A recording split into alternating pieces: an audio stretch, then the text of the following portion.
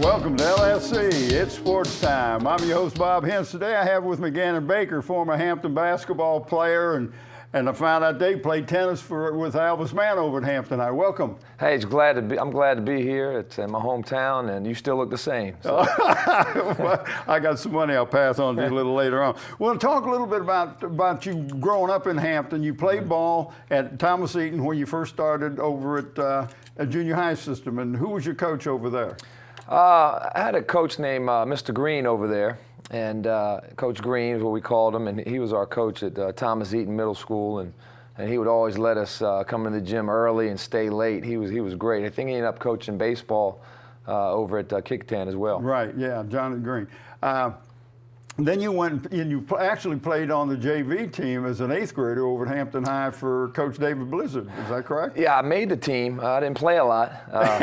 You and Kevin Swan, both. Well, Kevin Swan was the starting point guard, and I kind of backed him up as an 8th grader. He was a 9th grader. And David Blizz was our coach, and he was hard on me, told me the truth. And with him and my dad, I think I attribute a lot of my success to those two guys early on because you know, they were hard on us, and they told us the truth. And when we did do well, we knew it, you know. Right. Well, you come from a family of athletes, and your dad, a great basketball player at Hampton High School. But you also had a grandfather that was a pretty fair golfer. Yeah, I guess I have good genes. You know, my dad played at Randolph-Macon under Paul Webb when they were Division II. He was an all-state honorable mention as a high school player. His team went to the state his junior, senior year. And I heard he was a king of the City League. You know, back then they didn't really have a lot of pro teams he could play on, but he was a City League All-American, I guess. And my granddad people don't know this, was a 4-sport letterman. He lettered in 4 sports at the University of Richmond. Wow. And, you know, my little brother played at Richmond, was one of the all-time leading 3-point shooters. My mom ran maybe 10, 11 miles a day, almost 4 days a week, and she still runs a few miles a day. She was very athletic. And my middle brother, Reed, played intramural soccer at James Madison, but was a great surfer. So it was in our blood, that's for sure. We had some good I want genes. to mention your grandpa's name, Bill Robinson. And yeah. I got to know Bill late in life, but what a gentleman. What a gentleman. Yeah, Bill actually lived right across the street from me. God bless his soul. He passed away a few months ago, but he was a great athlete, and he didn't really push us in any sport. He just kind of showed us whatever we were interested in, he was interested in. He actually built my first basketball hoop. It was out of plywood, a little tire rim, and put it there on the porch, man. Gave us a little beach ball, and we started working out, and that little rim became a full-size hoop. They cut down some power lines. They put some lights out there for me and JB to shoot. And so he was a guy that facilitated, you know, the basketball, you know, path for us. So. Right. Well, he was an amateur golfer that won the state amateur in Virginia, what, 3 or 4 times? Three times senior state champion. Right. In the state of Virginia in golf. Yeah. So you've got a lot of good athletic genes. Very fortunate that they passed them. They came down to your family. But now, when you were playing at Hampton High, you guys were lucky enough to have a good enough team. It gelled at the right time. You end up winning the state championship. That had to be just something unbelievable. Yeah, 1989. You know, we won the state championship. Beat Grant Hill's team. But you beat them in the semifinals. They were at South Lakes. I remember that game. Yeah, South Lakes. That was an upset, and we beat Kenny Harris. Yeah. Played at Carolina that year. Beat Petersburg in the finals. Right. And you know, a lot of credit has to go to Coach Brower, our head coach. You know, he pushed us. He believed in us. And, you know, he kind of assembled the team. We had some football players, Eric Hunter, Aaron Mundy.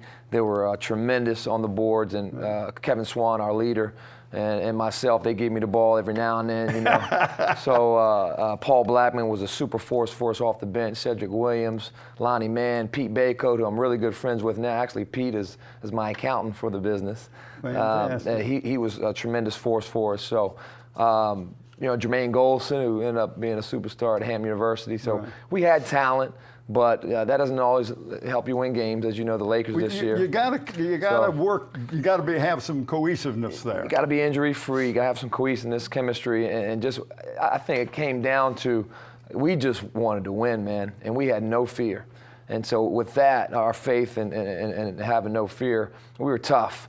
we played through certain stretches in the game, and I'll never forget that year. I'll never forget it. It had to be a highlight. But I was talking to Kevin in there, and he said that he was one of the co-captains. But he said everybody listened to Eric. No question. Because we would kick our butts if we didn't, man. He was like the Incredible Hulk. But we needed a guy like that. Well, he looked, and when we televised the game, it looked like that's the second half. But he just put the team on his shoulders and said, he's not going to let you guys lose. No, he didn't want to lose that game. I mean, I'm talking about the one against Grant Hill in the South Lakes. Yeah, he intimidated Grant that game, that's for sure. And Grant, I'm friends with Grant now. He admits that. He said, man, that guy Rick was crazy. I said, Grant, he's still crazy, man. Well, then after you graduate, you go to college, you go up to Duquesne, and you spend a little time at Duquesne, then end up down at Wilmington and graduated. What was that like going into college? Now we're talking about raising the level of competition. I got a full scholarship to Duquesne University, and fortunately I was lucky enough to start all year, made the all-rookie team, and really enjoyed playing in Pittsburgh. We played Pitt every year. Duquesne is in the Atlantic 10, so we were playing Temple with John Chaney. Right. At the time. The Owls. Played against Eddie Jones, who was a pro, Aaron McKee, who was a pro. Playing against West Virginia, which is now in the Big East. Rutgers at the time was in the Atlantic 10, is now in the Big East. Rhode Island. It was the best competition I've ever faced in my life. It was almost like playing with Boo Williams in the AAU games every single day. So I enjoyed the basketball part of it. But however, we had some problems. Our coach ended up getting fired, and there was some internal problems there that I'll just leave it at that. Right. And ended up transferring to UNC Wilmington. My parents could see me play more, and luckily that coach stayed for a while. So ended up having a good career there at UNC Wilmington. Ended up getting the leadership award for the whole conference. It's called the Dean Ehlers Leadership Award, given to one of the best point guards in the league and best leaders off the floor in the league. And I was fortunate enough; my hard work paid off for that. So I really value that. And we won the league. We were tied with Old Dominion my senior year. We were co-champions with Old Dominion, but we ended up getting beat by Jonathan's team, Richmond, in the first round. Jonathan was at Richmond. Yeah, he wasn't on the team, but his team, obviously he signed with them. Right. And then that weekend, they were number 8 seed, we were number 1. We ended up getting beat. And so I didn't get a chance to go to the NCAA tournament in my college career, and unfortunately I did not get to do that. But Jonathan did. And I do have that state championship to fall back on. Absolutely. To feel what it's like to really win a big-time tournament. Well, a lot of people don't know, but when you graduated, you did some coaching. You went to Hampton University, did some coaching there, and some other places. I did. Talk a little bit about that. I did. I still wanted to play, but I hurt my back training for some of these pro tryouts, so I ended up going to Hampton University as assistant coach. And got a master's from there, transferred, got promoted to Belmont Abbey College as a full-time assistant. Okay. And that's a Division II school in Charlotte, North Carolina. Did well there, got promoted to Coastal Carolina as an assistant coach for them, and that's a Division I school. So now I could go coach and on the road and recruit on the road. But I just didn't get enough skill time, because in college coaching there's rules and there's limits to how many hours you can work with kids. So I resigned, I believe in '99 at Coastal Carolina, and I was taking one of my players to a pro tryout. Well, I was still in shape. I played every day, and they needed another player at this tryout. They had like 39 kids. They wanted to make 4 teams of 10. So I jumped in there, and make a long story short, my player got an opportunity to play in Austria, and I got an opportunity to play in Iceland, Ireland, or Switzerland. So I was like, I know what I'm gonna do now. Because originally I thought I was gonna come back here and coach high school and teach in high school. But I was like, man, I still want to play. So I went to Iceland, played professionally for a year over there, and that was just amazing. Just amazing. And you got hurt, and while you were hurt, something developed. That's the story of my life, man. I get in great shape, everything's going well, and then I get hurt. I mean, in Hampton High, I had like 4 or 5 stress fractures, and when I was in Iceland after the season, I found out I tore a tibial tendon. So I had surgery up in Williamsburg with a great doctor, Dr. Carr, who's amazing, and he did surgery on me, and everything was fine, but I'd be out about 4 or 5 months. Well, I would miss my opportunity to go back to Iceland because I was going to go back there and play. They were paying me pretty well, and it was a good opportunity.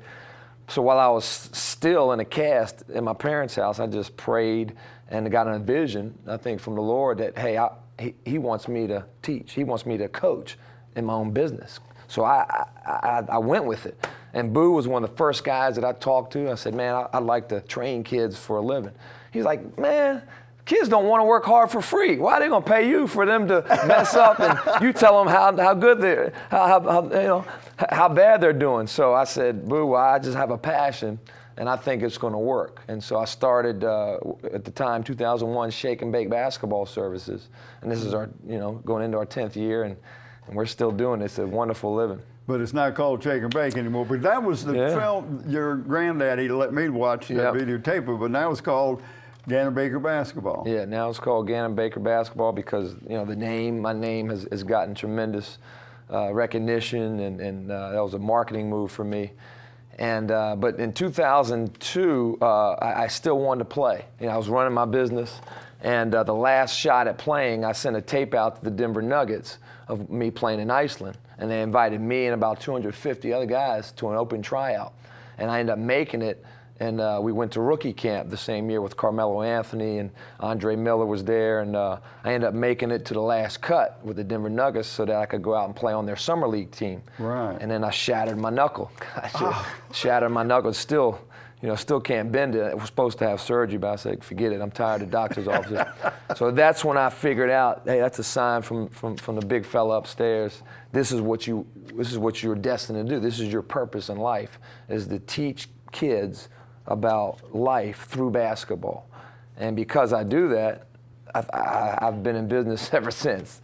So this is your 10th year in It's my 10th year, and research says 80% of small businesses fail within 8 months. Yeah, well, 8 months to 2 years. Yeah, if you go beyond 2 years, you're very lucky. And I'm super lucky. I'm still doing it, and we still have room to improve, and we still have stuff that we're still trying to get done. But I'm booked about a year and a half in advance, man. It's unbelievable. But you travel all over putting on this. Yeah. Well, you certify coaches and you trainers. Who would have thought? Talk about that, because that's, to me, is the amazing thing. Yeah, I've been to 18 countries just with Ganon Baker Basketball and Shake and Bake, and now people value what I do. I'm not a genius. There's nothing magical with what I do, but I took advantage of, if you value me, I'm going to show you how to do it the right way. Right. So I created about a 350-page curriculum. And I teach that to coaches. It could be a college coach, high school coach, a young kid that wants a job, a kid that's finished playing that wants to do what I do the right way. And so I teach them how to be a skill development coach. Everything from teaching to motivating to how to run your business. And we have 3 classes a year, one in Orlando, one in Dallas, one in where I'm living now in Greenville, South Carolina. Next year we're going to run one a week before the Final Four in New Orleans. This year I had 5 coaches from Australia come, and 2 coaches from Canada, 3 coaches from Mexico come. It's unreal. It's unreal how they value what I have, because it's just basketball. But it's the way I've packaged it. It's what my passion is. I think I put so much passion into it. That's contagious to people. They've got to see there's a whole lot of value in what you're doing that they can take a hold of, and some things that they can use to better what they're doing, obviously, or they wouldn't be coming. No question. The teaching points, how to deliver it, the drills, what a point guard needs, what a big needs, what a wing needs. We teach everything from the IQ to how to execute a drill, how to motivate a kid when he doesn't want to do it. Every problem I've run into as a teacher and a coach, I've put a solution in that curriculum. Fantastic. Yeah. Well, I can see passion just coming out. I mean, this is awesome. Yeah, anytime you let me speak, I'm going to speak. I got a little ego, Well, I appreciate you coming in. Yeah, thank you. Thanks for tuning in to LSC and Sports Time. I want to thank a special guest star, my special guest, Ganon Baker. I'm your host, Bob Hens. Until next time.